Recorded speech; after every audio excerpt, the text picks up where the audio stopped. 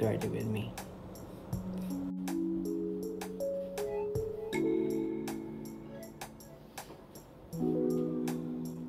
Oh.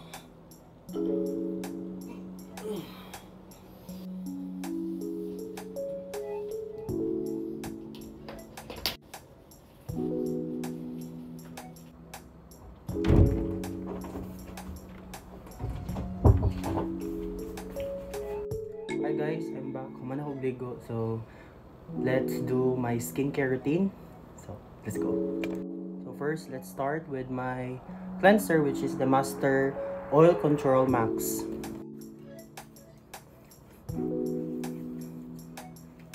So, ginagamit na ko ng Master since high school pa ko. Mauna dyan siya akong ginagamit since grabe ka oily dyan ang akong face. So, ayun yung i-bash the way ko mag-talk guys ha, kay this is my first time jud kay usually di ba sa past na mga get ready with me na ko kay mga music lang jud akong gina-play kay maulo ko mag-istorya sa inyo. So, yeah. Next is serum na The Ordinary Niacinamide 10%.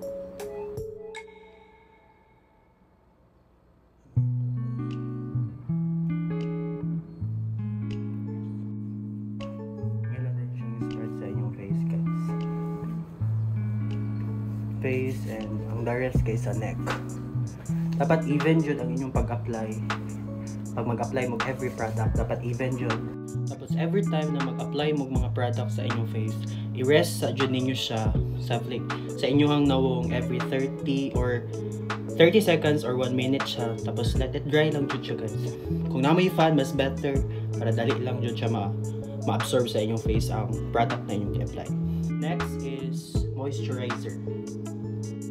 Rub down nyo siya, din apply ito yung nawong.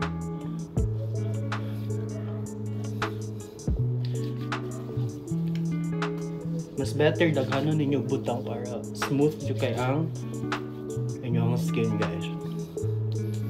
Apply. I-learn dyan ninyo sa pag-apply. And i-rub. Awa. Diba?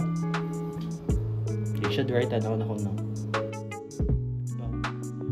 Di na dry tanaw. Sagay lang yun akong bungot kaysa kay nabili na ko akong shaver. So, yeah. Tanawa.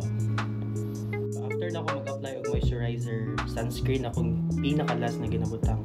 Pinaka-importante jud kay magbutang og sunscreen sa inyong naong bahalag biskang pagdili mo mugawas og nalang mo sa inyong balay. Mas better jud siya mag-apply gyapon mo sunscreen. Some of you nga pag mag-apply mo sunscreen, di ba, gina-apply ninyo tong 3-finger method. Pero ang ako direct lang ako siya sa akong kamot, rub, then apply. Trust the process lang jud guys. Kung puti jud na siya, okay lang na siya kay absorb na sa inyong nawong unya.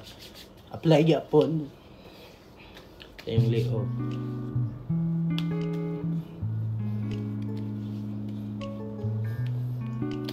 Ano lang, di ba?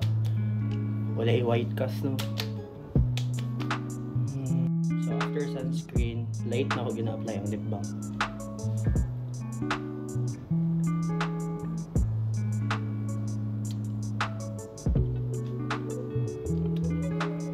Ano siya? Gusto lang mo natural ang yung lips.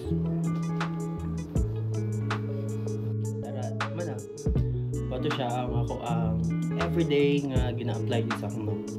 Tomorrow to guys. Thank you for watching.